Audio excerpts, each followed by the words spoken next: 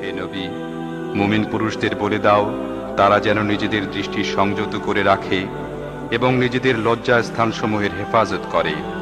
এটি তাদের জন্য বেশি পবিত্র পদ্ধতি। যা কিছু তারা করে আল্লাহ তা জানেন। আর হে নবী, মুমিন মহিলাদের বলে দাও তারা যেন তাদের দৃষ্টি সংযত করে রাখে এবং তাদের লজ্জাস্থানগুলোর হেফাজত করে, আর তাদের সাজসজ্জা না দেখায় যা নিজে নিজে প্রকাশ হয়ে যায় তা ছাড়া। আর তারা যেন তাদের ওড়নার আঁচল দিয়ে তাদের বুক ঢেকে রাখে। তারা যেন তাদের সাজসজ্জা প্রকাশ না করে, তবে নিম্মুক্তদের সামনে ছাড়া। স্বামী, বাপ, স্বামীর বাপ, নিজের ছেলে, স্বামীর ছেলে, ভাই, ভাইয়ের ছেলে, বোনের ছেলে, নিজের মেলামেশার মেয়েদের, নিজের মালিকানাধীনদের, অধীনস্থ পুরুষদের যাদের অন্য কোনো রকম উদ্দেশ্য নেই, এবং এমন শিশুদের সামনে ছাড়া যারা মেয়েদের গোপন বিষয় সম্পর্কে এখনো অজ্ঞ। তারা যেন নিজেদের যে সৌন্দর্য তারা লুকিয়ে রেখেছে তা লোকদের সামনে প্রকাশ করে দেবার উদ্দেশ্যে সজোরে পদক্ষেপ না করে। হে মুমিনগণ, তোমরা সবাই মিলে আল্লাহর কাছে তওবা করো, আশা করা যায় তোমরা সফল কাম হবে। তোমাদের মধ্যে যারা একা ও নিঃসঙ্গ এবং তোমাদের গোলাম ও বাঁদীদের মধ্যে যারা সৎ ও বিয়ের যোগ্য তাদের বিয়ে দিয়ে দাও। যদি তারা গরিব হয়ে থাকে তাহলে আল্লাহ আপন মেহেরবানিতে তাদেরকে ধনী করে দেবেন। আল্লাহ বড়ই প্রাচুর্যময় ও সর্বজ্ঞ। আর যারা বিয়ে করার সুযোগ পায় না তাদের পবিত্রতা ও সাধুতা অবলম্বন করা উচিত, যতক্ষণ না আল্লাহ নিজ অনুগ্রহে তাদেরকে অভাবমুক্ত করে দেন। আর তোমাদের মালিকানাধীনদের মধ্য থেকে যারা মুক্তির জন্য লিখিত চুক্তির আবেদন করে তাদের সাথে চুক্তিবদ্ধ হও, যদি তাদের মধ্যে কল্যাণের সন্ধান পাও। আর আল্লাহ তোমাদের যে সম্পদ দিয়েছেন তা থেকে তাদেরকে দাও। আর তোমাদের বাদীরা যখন নিজেরাই সতী সাধ্যী থাকতে চায় তখন দুনিয়াবী স্বার্থ লাভের উদ্দেশ্যে তাদেরকে দেহ বিক্রয়ে বাধ্য করো না।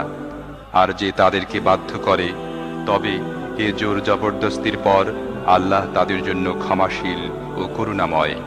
হে ঈমানদারগণ, নিজেদের গৃহ ছাড়া অন্যের গৃহে প্রবেশ করো না যতক্ষণ না গৃহবাসীদের সম্মতি লাভ করো এবং তাদেরকে সালাম করো। এটি তোমাদের জন্য ভালো পদ্ধতি। আশা করা যায় তোমরা এদিকে নজর রাখবে।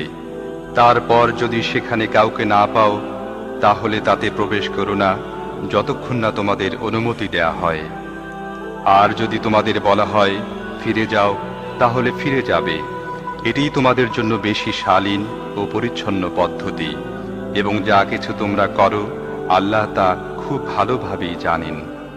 তবে তোমাদের জন্য কোনো ক্ষতি নেই যদি তোমরা এমন গৃহে প্রবেশ করো যেখানে কেউ বাস করে না এবং তার মধ্যে তোমাদের কোনো কাজের জিনিস আছে। তোমরা যা কিছু প্রকাশ করো এবং যা কিছু গোপন করো আল্লাহ সবই জানেন। আমি দ্ব্যর্থহীন পথ নির্দেশক আয়াত তোমাদের কাছে পাঠিয়েছি।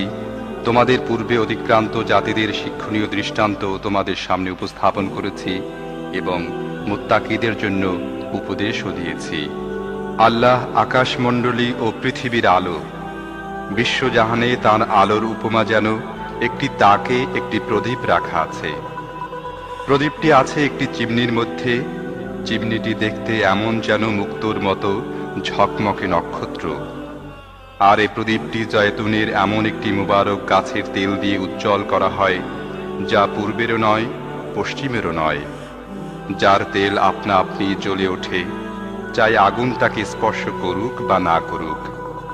এভাবে আলোর উপরে আলো বৃদ্ধির সমস্ত উপকরণ একত্র হয়ে গেছে। আল্লাহ যাকে চান নিজের আলোর দিকে পথ নির্দেশ করেন। তিনি উপমার সাহায্যে লোকদের কথা বোঝান। তিনি প্রত্যেকটি জিনিস খুব ভালো করেই জানেন। তার আলোর পথ অবলম্বনকারী ওইসব ঘরে পাওয়া যায় যেগুলোকে উন্নত করার ও যেগুলোর মধ্যে নিজের নাম স্মরণ করার হুকুম আল্লাহ দিয়েছেন। সেগুলোতে এমন সব লোক সকাল সাঁঝে তাঁর পবিত্রতা ও মহিমা ঘোষণা করে যারা ব্যবসায় ও বেচাকেনার ব্যস্ততার মধ্যেও আল্লাহর স্মরণ এবং নামাজ কায়েম ও জাকাত আদায় করা থেকে গাফিল হয়ে যায় না। তারা সেদিনকে ভয় করতে থাকে যেদিন হৃদয় বিপর্যস্ত ও দৃষ্টি পাথর হয়ে যাবার উপক্রম হবে। আর তারা এসব কিছু এজন্য করে যাতে আল্লাহ তাদেরকে তাদের সর্বোত্তম কর্মের প্রতিদান দেন এবং তদুপরি নিজ অনুগ্রহ দান করেন। আল্লাহ যাকে চান বেহিসাব দান করেন।